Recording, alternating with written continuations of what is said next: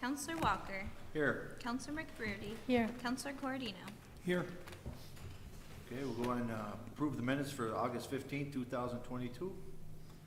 Counselor McBroody, Counselor Cordino. Counselor Walker.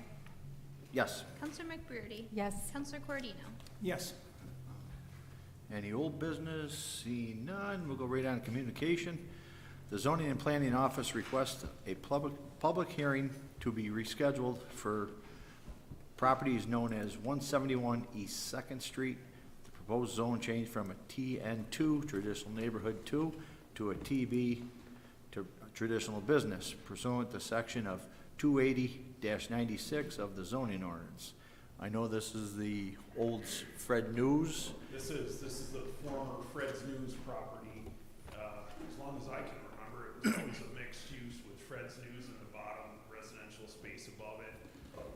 When we changed our zoning code in 2019, it fell to TN2, Traditional Neighborhood 2, which is very restrictive of what you can do with that property. It doesn't allow it to add another apartment. There's very few commercial things that you can do with that property. So the new owner, as you've probably all seen, has put a lot of work into the outside of that property as well as the inside. And at this point with the TN2, there's really not anything he can do with that whole bottom floor. So the reason for asking for the change of zoning to traditional business is it opens it up to open like a little deli in there, a little store, medical office, professional office, most of which, if you look in the zoning code, still require coming to at least planning or planning and zoning. You're not gonna end up with a smoke shop in there. They still have to follow the zoning guide. But as it sits with a TN2, and it's really not isolating it, because if you look right across the street west, that's where traditional business stops. So really, it's probably, honestly, probably slipped through the cracks when we did it, because it was sitting in disrepair for so long, it probably just got missed. So that's the reasoning for asking for the zone change. Obviously, everybody's aware that it's kind of a long process. It's about takes almost 3 months between going back and forth to planning and public hearings and you folks. Very good, thank you for the good explanation. Any questions? Yes, Mr. Cordino. Through the chair, now, can you explain to me how big of an area we're expanding? Is it the whole east side of East Second Street, or is it just that corner? Just that piece of property. Okay. Only that piece of property. After that, there's actually residential houses. Right. And like I said, we've found through the zoning change that we have had a couple that were questionable, that possibly there was reasoning, or possibly it just got missed, and we've, gone back and made those changes. So this is just another, and not many of them, but there are a couple instances. All right, yeah, I wouldn't want to see that whole block be Nope, zoned. it's just that It's one small piece, that residential. one tax map, that one piece of property that was Fred's News is the only one. Well, thanks for clearing that up. Now, I do have one question for you. Can they ever make that just into a two-family house, or I see, you could go upstairs and downstairs? So the only thing, if they didn't get a zone change, the only thing they would be able to do is open up the existing. They couldn't create another unit in there, because TN2, Traditional Neighborhood 2, only allows for single family or a new construction two-family going forward Right. from 2019. So that's kind of where the limit falls on that one. Right now, it couldn't be expanded to more residential, which is really not the plan. They're looking to put like a little store in there, a little deli, maybe a newsstand, something similar to what it was, kind of keep the old tradition. Very good, thank you. Any other questions? Seeing none, could I get a motion? Counselor McBroody, Counselor Cordino. Counselor Walker. Yes. Counselor McBroody. Yes. Counselor Cordino. Yes. Okay. Any more new business? There's seeing none, could I get an adjournment? Counselor Cordino, Counselor McBroody. Counselor Walker. Yes. Counselor McBroody. Yes. Counselor Cordino. Yes. Thank you. At this time, I'd like to call the Physical Services Committee meeting for January 3rd, 2023 to order. Please call the roll. Counselor Hill. Here. Counselor Burridge. Here. Counselor Walker. Here. Counselor Gozick. Here. Could I have a motion to approve the minutes of our December 5th, 2022 meeting? Counselor Burridge, Counselor Walker. Counselor Hill. Yes. Counselor Burridge. Yes. Counselor Walker. Yes. Counselor Gozick. Is there any old business to come before this committee? Seeing none, we'll move on to new business under communication. Item number 1, Mayor William J. Barlow Jr. has received a request from Oswego Harbor Festivals Incorporated for use of various City of Oswego properties for the staging and production of Harbor Fest 2023 to be held July 27th through July 30th, 2023. Any questions on this request? Okay, could I have a motion, please? Counselor Gozick, Counselor Burridge. Counselor Hill. Yes. Counselor Burridge. Yes. Counselor Walker. Yes. Counselor Gozick. Yes. And item number 2, the Special Events Committee has received a request from the Oswego YMCA for use of public space on September 30th to October 1st, 2023 at East Park, Washington Square Park to host the annual Pumpkin Festival. Again, standard request. Any questions from the council on this one? Okay, could I have a motion, please?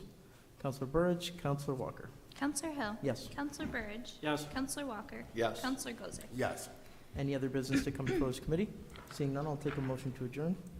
Counselor Walker, Counselor Burridge. Counselor Hill. Yes. Counselor Burridge. Yes. Counselor Walker. Yes. Counselor Gozick. Yes.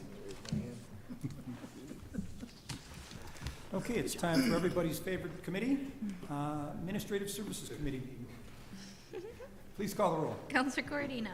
Yes. Counselor McBurdy. Yes. Counselor Hill. Here. Counselor Plunkett. Here. Counselor Burridge. Here.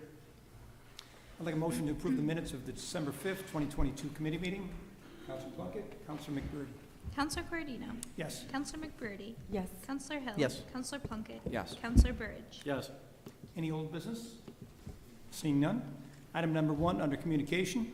City Engineer Jeff Hindeleiter requests authorization for the mayor to sign a professional services agreement prepared by Erie Boulevard Hydro, LP, for the implementation of the Communications and Coordination Plan as requested by the Federal Energy Regulatory Commission. Mr. Hindeleiter? Well, good evening. Happy New Year. I did email over to you copies of the latest revision of those before the meeting tonight, so I understand you have not had a chance to look them through. So whatever action you take, that's understood. But to give you a quick synopsis where we're at, when we terminated our relationship with Brookfield Renewable a year plus ago, a complaint was filed with the FERC, and as a result, we sat down with the FERC, that's the Federal Energy Regulatory Commission, who oversees our license and the facility, basically told us you need to shutter your doors until you come up with a safe way to jointly operate High Dam with Varick due to the history of issues downstream. So we have been negotiating for a year plus with Brookfield on this matter and covering a lot of different things. But this past October, the FERC stepped in again to help us kind of bring to resolution some of the issues. And so the version that I sent you reflects the majority of issues are worked out. Where the hang-up is happening is mainly in Brookfield's desire to have shared costs for the Fisherman Alert System, and that has been where our hang-up has mainly been. And this version that you have, and when you take a chance to review it, is you'll see that they are requesting that we have what they call equitable sharing. And equitable is defined as fair or just sharing of cost. It's a hard legal term to nail down. Originally, they wanted equal sharing, and I told them that was a non-start. And so the FERC made it clear that they didn't want this process hung up over money, because public safety is what's our concern, not the inner workings. So right now, where we're at is the majority of things that we've discussed as far as safety and policies and all of that have been ironed out. The last piece is this term equitable, and that's what's in there. And so I wanted to get it to the committee for you to take a chance to ask questions and talk about, understanding that if it gets tabled or something for another meeting, that is perfectly acceptable. At this point, this is the singular issue of why High Dam is not operating. We have 2 units that are ready to commission and bring back online, but we are not permitted until we have this safety agreement in place. If for some reason when you review it you decide that this is not something that's advisable for us to sign because of that issue or any other issue, I do plan on appealing to the FERC to say we got to come up with a way to proceed. And if at this point Brookfield has generally worked in good faith, albeit that it's taken a while to reach this point.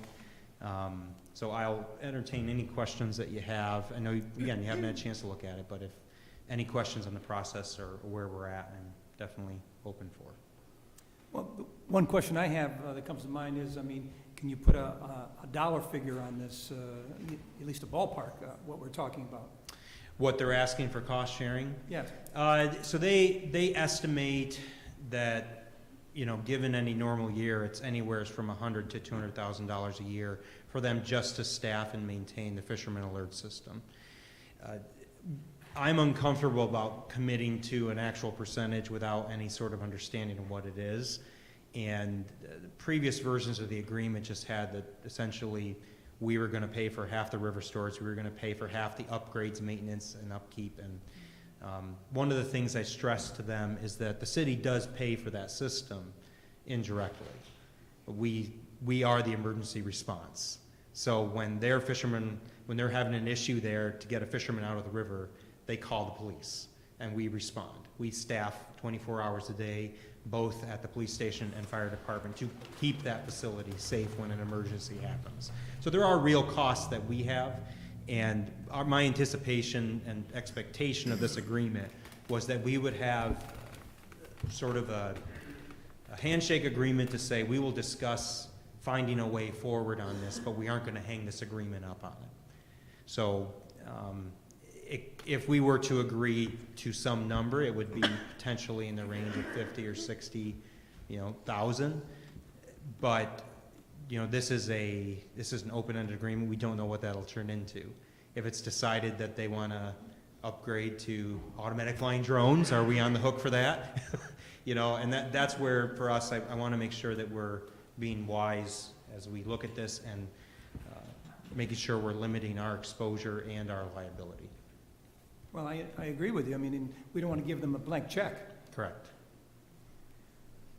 Anybody else? Yes, Councilman.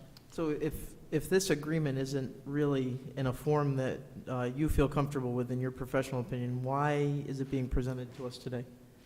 So partly to bring it to your attention, it's been in the works for a long time. Okay. And really it comes down to the word equitable.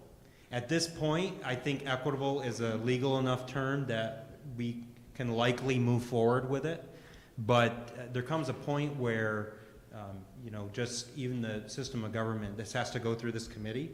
So a chance to review it. And for me, administratively, wasn't sure the exact process to throw it out there for a discussion. And being that it is a binding document, I wanted to make sure that it was a chance to be looked at and talked about. I do apologize for the lateness of it getting out. Some of that was just the holidays and trying to hammer this thing out. And for me, really wrestling with that term, equitable. Anybody else on the council? Yes, Council Burge.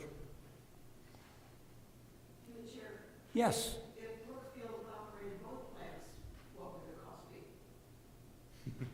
So traditionally, Brookfield has borne the cost of this system, even when they were the operators at High Dam. Sure. They've made the argument that this system is necessary for High Dam to safely operate. Up until our separation, and even now, I think the argument really can't be made that way. The incident that happened in 2010 was clearly operator error by Brookfield, and the safety measures were implemented against Varick because that was, in the end, the place where the accident occurred and the direct source of it. High Dam was an influencer in that, but at that time, the FERC they did not assess anything against the city. What did happen, though, through now this with the FERC is that they basically want us to redo our public safety plan to tie Varick and High Dam closer together. And so at this point going forward, our public safety documentation, everything that we maintain to operate there, is going to have this tether that connects it to Varick. That both safety plans have to reference each other. They both have to work in concert so that we're not fighting each other on safety issues. So reasonable accommodations on that. And the question of cost has been the sticky issue. And, so at this point, what I anticipate is if we do proceed with the term equitable being allowed to stay in and we don't strike that term, then we would undertake the effort of working with the police department, the fire department, to come up with what our costs are to be the safety net there for incidents, and then look at what that equates to over how many years, and come up with what equitable looks like. What we feel is fair, what they feel is fair, but that discussion would not stop us from being able to operate. We would be able to operate and start generating revenue. Council Burge, you had a question? So basically, this whole contract is stemming on one word in that contract. But we want to get up and running, but we don't know how much money it's going to cost us at Right. all, really. We don't. And that's, their first draft recently they gave, it said equal. I pushed back at that pretty hard, and they lawyered, wordsmithed it, and came up with the term equitable. And equitable is fair, it's just, which are relative terms. So we have room for negotiation. But that word doesn't, it's equal to who? Or Right. It's fair to who? Yeah. That's my problem with that. So they could, 5 months in the year and say, hey, no, we're not gonna do that. And then we're sitting there going, well, you said you're gonna, well, we're not going to. Yep. That's where we're sitting. But both plants are down, right? Not just ours? No, they are in full operation. When the FERC assessed, they shuttered us, but not them, which has been a complaint that I've lodged with them. I'm very confused. I know. Well, and that's part of the discussion for equitable when it comes up will be that we have not operated for a year, and there is some question on whether that action is actually within the purview of the authorities that put that on us or not. And so at this point, there's more discussion needs to happen of what that dollar value actually has, but in its current form, I think we can proceed. It's just understanding the exposure of that one word. And I hate to wrestle over one word, but What's the worst that can happen? so the worst that can happen is that we get into a dispute that puts us into arbitration with the FERC, and the FERC then says, well, no, we think this is a reasonable number, and it gets assessed from the federal regulations, which at that point, that's kind of what we're binding to. I will say the FERC has been very reasonable. They are very supportive of us in this project. They came down ahead of time multiple times to make sure that we were working in good faith, and they came and toured our plant and said that the city has traditionally been a very good owner, has done their best as an operator, and by no means is this process meant to be a reprimand against the city. And so I took those things to heart and understand that they are trying to work with us. So I don't think they would assess something that would be harmful to us, but it is an unknown. In addition to this issue with Brookfield, have we hammered out any other agreements?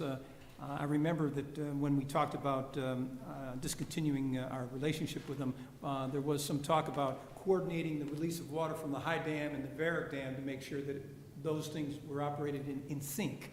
Do we have any agreements for that?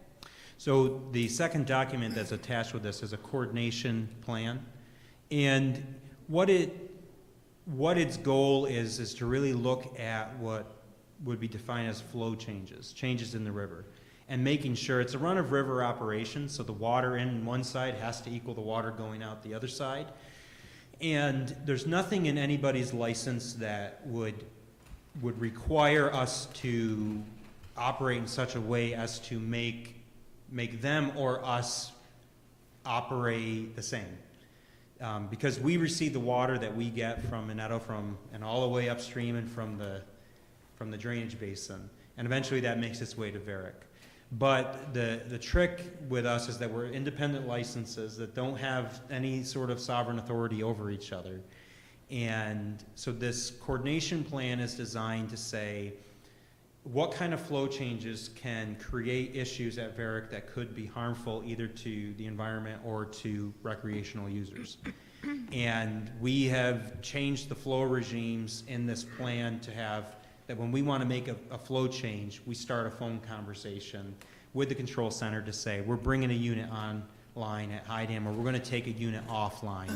And there's a whole communication chain that will happen to then come back and say it's safe to do.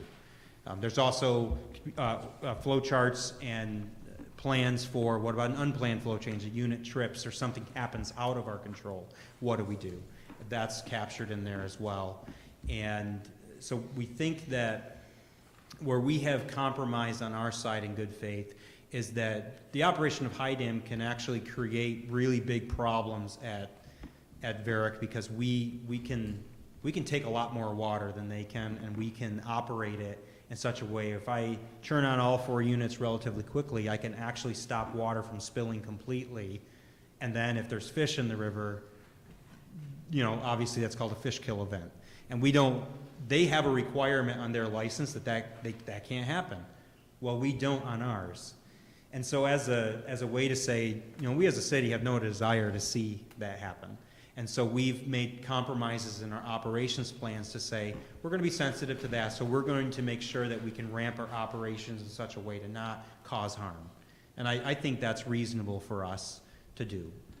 So the second document is a communication and coordination plan, which tries to cover those things and how we're going to operate in such a way as to make sure that both facilities can operate and that we're not doing harm. The only situation where they can cause us harm by how they operate would be if they were to do a severe drawdown while we're on, for instance, to replace their flashboards. That can cause our units to overspeed because now they're taking that tail water out and now there's more head. And so our units can get oversped at that point, and that can be a problem. So they're going to have to tell us when they want to do that so that we can ramp our units down to accommodate that. And that is a vital life safety part of their plan. They don't have any forgiveness on that flashboard because it's an integral part of the fisherman alert system. So there are those kind of instances where we have to work together in order for them to do their job safely and for us to be able to operate without causing harm. Any other questions from the council? From the public? Yes, Chris? Is there a way to add in wording that would say not to exceed a certain dollar value? You know, if it's equitable, but not to exceed $60,000 a year, that's not a blank check. And they get what they want, but we can't be taken advantage of. It's an option. I think at this point, it may just cause a delay as we negotiate further. And, you know, as you guys think about it, if, you know, whether you choose to approve this to go to council and then we have the week to hammer it out, and we can always take action after that, or if you wish to table it for another cycle to have more discussion, that's your power and authority as the common council. Well, based on the fact that we just got this document and I only read the first paragraph, and you've explained the situation, I mean, I'm personally thinking that we should table it so we have Yep. more time. I mean, we've already waited a year Yeah. at this point, but Yep. I'll defer to the committee on this one. Any sentiment about, you want to pass this to the full council next week? Do you want to table it? It's open for discussion. I don't see how we can make a decision on this with no information.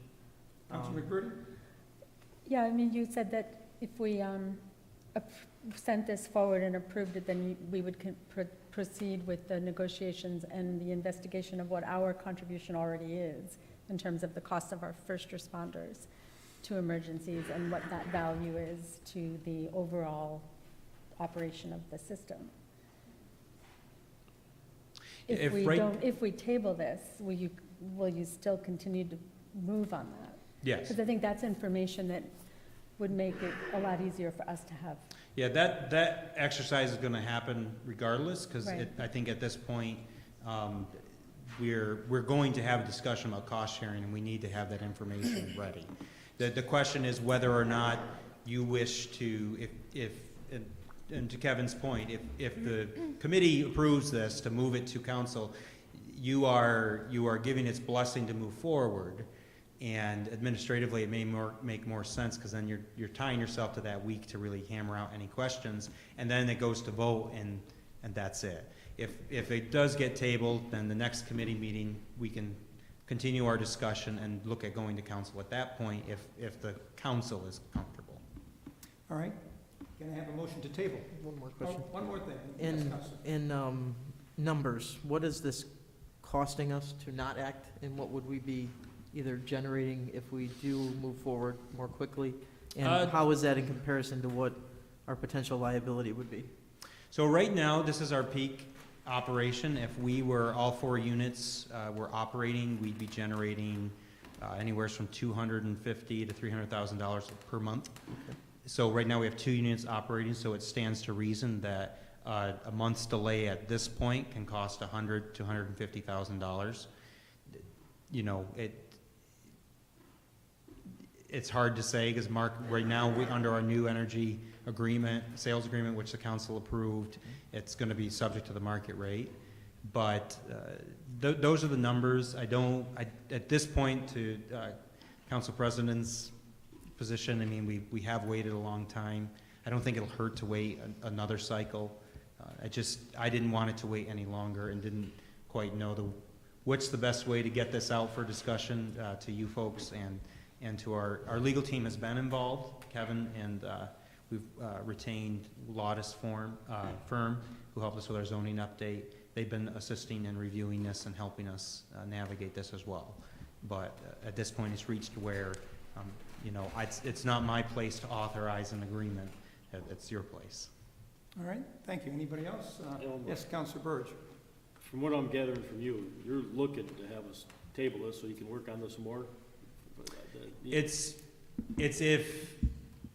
if you pass this tonight in committee to authorize it to go to the council, then next week we can vote, and the mayor, if it passes, can sign. That gives a week to have some more internal discussion or review. If any questions, it can be addressed then at council. If you table it, it allows that still to occur, but you're not under this pressure to deal with it by the council meeting, or to have to withdraw the resolution at the council meeting, or some of that other stuff that may make it messy from a kind of an organizational Robert's Rules of Order, you know, that kind of situation.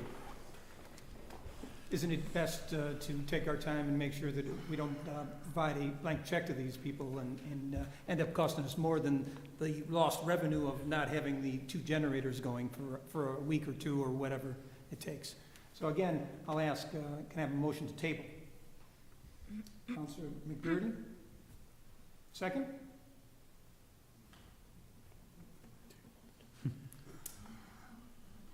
Councilor Burge seconds. Can you call the roll? Counselor Cordino? Yes to table. Counselor McBurdy? Yes to table. Counselor Hill? Yes. Counselor Plunkett? No. Counselor Burge? Yes. All right, thank you. Item number 2. We talked so long, my computer went to sleep. My apologies to anyone else who did.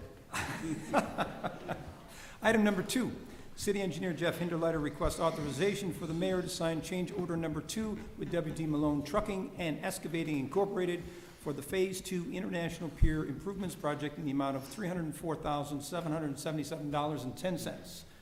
Mr. Hinderleiter? I'll try not to make this too complicated, but since the project started, we ran into a few design issues, and a number of change orders have come up. They're all itemized and summarized in here. This is all the documentation to go for it. And they are all related to either unforeseen conditions underground or construction details that once you actually go to build it, it doesn't seem practical. And one of the big things that happened, and where the main driver of this cost that you see, is if you remember where the former building that we owned out there was a green transformer out in the middle of the pier. Well, when the building came down, we had this nice green thumb sticking up at the high point of the pier, and we intended on reusing that transformer. So we brought National Grid in to do an inspection of everything and make sure that things were good, and they advised that that transformer was well over almost 40 years old and didn't feel that its location and the transmission lines that ran through the entire pier, that was a good situation from their side, and from us, from our construction, we had seen that some of the way that was built wouldn't meet today's standards. And so we engaged with them about setting a new transformer. There is a potential third phase for installing a new building at the southern end of the pier. Part of this is that those transmission lines went right under where that building would go. And so they would have to be moved, and if you move them, you have to bring them up to code. And so it ended up being that the solution was to get a new transformer, a modern transformer there, and relocate it off from the middle of the pier to bring it to the end of the pier, closer to the shore. And with that change, you can then have a nice clear view on the pier where you don't have this green thumb sticking up in the middle. And so aesthetically, it's a good option. Some of the costs that are associated with it are that the conductor size has changed because now the wire has to run a little bit further instead of being in the middle, it's coming from the end. And so the bulk of the cost really comes from that. We did have an allowance built in the contract, and there's a number of items that I went through the contract and identified things we didn't need to do and eliminated. So what you're seeing, this $304,000 number, is the wash of the cost increases and deducting items that we don't need out of the contract. I don't anticipate at this point that there will be another. All the underground work, which is where the surprises are, is done. At this point, it's really surface work, which is much easier to control and scope and much more well-defined. So at this point, that's kind of what you have in front of you, and that I'm asking for authorization to sign. Do you have the total of the new revised amount? The total for the new revised amount is $5,460,388.85. Correct. You knew I was going to ask, right? I knew, it was right there waiting. Any questions from the council on this one? Can I have a motion, please? Councilor Hill? Councilor McBurney? Counselor Cordino? Yes. Counselor McBurney? Yes. Counselor Hill? Yes. Counselor Plunkett? Yes. Counselor Birch? Yes. Looks like we're done with you. Thank you for your time. Thank you. Item number 3, Jeff McGann, Director of Code Enforcement and Zoning and Planning, requests that Onondaga County Purchasing be authorized to seek bids from experienced firms or individuals to provide miscellaneous services to resolve code enforcement complaints. Mr. McGann? I guess I need to start bringing cookies to the clerk's office so I can get ahead of the city engineer with my resolutions. Whatever it takes. Actually, I'm just looking for your support to put out a bid for our private contracting that does our grass mowing, snow removal, trash pickup, boarding up of houses occasionally when necessary to secure them. It goes through Onondaga. We're looking to get that out so that we can get contractors under contract for 2023. When's the current contract end? A couple days ago. Okay. Looks like we're not tabling this one. Would be helpful if we didn't. Any questions from the council on this one? This is just an annual thing that we do every year, it seems, right? That is correct. Can I have a motion, please? Councilor Plunkett, Councilor Burge. Counselor Cordino? Yes. Counselor McBurney? Yes. Counselor Hill? Yes. Counselor Plunkett? Yes. Counselor Birch? Yes. Item number 4, City Chamberlain Deborah Code requests modifications to the 2023 operating budget to reflect the departmental restructure and to allocate funds for principal and interest payments for the bond anticipation note authorized on December 12, 2022 for a firefighting vehicle. Mrs. Code? Thank you, Counselor.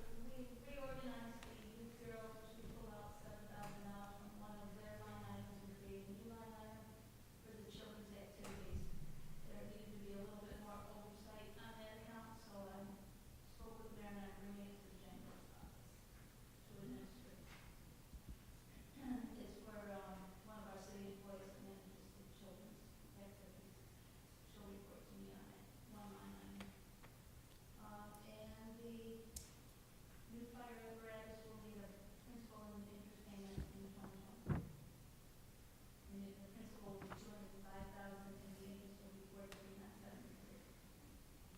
All right, very good. Thank you for that. Any questions from the council on this one? From the public? Seeing none, can I have a motion, please? Counselor Hill, Counselor Plunkett. Counselor Cordino? Yes. Counselor McBurdy? Yes. Counselor Hill? Yes. Counselor Plunkett? Yes. Counselor Burge? Yes. Fire Chief Paul S. Canzone is requesting a transfer of funds from within the fire department in the amount of $21,450 to cover the cost associated with waivers of the uniform allowance. Chief Canzone? This is just an administrative budget change. We're taking money from personal services and moving it over to a uniform allowance account. We have 33 members opt out of the cash payment for uniform allowances, and they're just taking the $650 voucher, which allows the city to purchase uniforms on their behalf. So it's just moving money from one account to the other. All right, very good. Any questions for Chief Canzone from the council, from the public? Seeing none, can I have a motion, please? Counselor Burge, Counselor Hill. Counselor Cordino? Yes. Counselor McBurdy? Yes. Counselor Hill? Yes. Counselor Plunkett? Yes. Counselor Burge? Yes. Item number 6, the city clerk's office requests that the mayor be authorized to request that our state legislators prepare and introduce the necessary legislation and authorize the mayor to execute any and all documents required by our state legislators and the New York State Department of Taxation and Finance, authorizing 1% sales and compensating use tax for the period of December 1, 2023 to November 30th, 2026. I think this is pretty explanation. We just need to renew this, so we have the authority to collect the 1% tax. Any questions or comments from the council? From the public? Can I have a motion, please? Counselor McBurdy, Counselor Plunkett. Counselor Cordino? Yes. Counselor McBurdy? Yes. Counselor Hill? Yes. Counselor Plunkett? Yes. Counselor Burge? Yes. Item number 7, the purchasing department requests authorization for the city chamberlain to prepare a budget amendment in the amount of $65,000 to cover the increased costs for insurance premiums. Earlier today, I received a call from Mike Riley, and to explain this one. The issue is that, as we all know, budgets for all department heads start basically in May, June. It's given to the mayor in July. He works on it in August. But at the time in May, when these numbers were put together, for whatever reason, there was, we didn't realize that the increase in insurance was going to go up so high. Basically, the insurance rates are affected by what happens throughout the country, throughout the nation. And apparently there were a lot of claims that the insurance companies had to pay for hurricanes in Florida and tornadoes, things like that. So the rates have gone up since this budget was put together in May and June, and the purchasing department needs an additional $65,000 to cover the cost for insurance. Does anybody have any questions about this?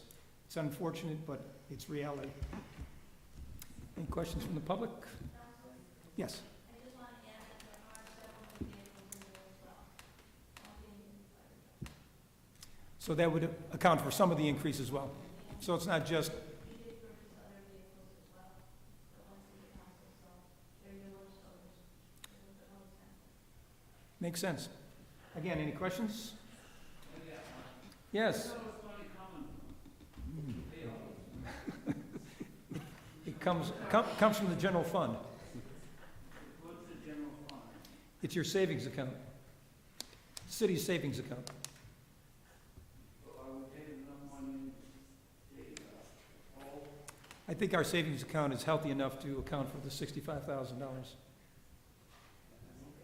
But it's a good question. You guys spend money like it's water. Don't go to the county. Any other comments from the council? Seeing none, can I have a motion, please? Counselor Plunkett, Counselor McBurdy. Counselor Cordino? Yes. Counselor McBurdy? Yes. Counselor Hill? Yes. Counselor Plunkett? Yes. Counselor Burge? Yes.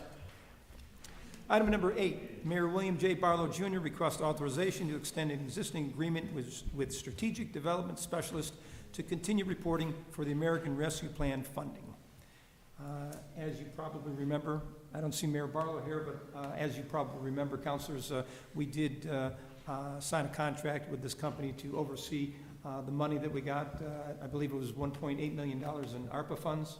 So this is a company that's going to oversee that. Anything you want to add to that, Mrs. Code? Do all the federal reporting that is required for this. Any concerns? Yes, Councilor? Will this resolution allow the city Chamberlain to pay them? Or do we have to do should we include the account numbers or anything, or is it all set? Okay, can we do that? There's not a resolution yet, so we can make sure. So that we it can has make sure the account numbers Yes. get in there to make sure Yep. we don't have to revisit it? Okay, perfect.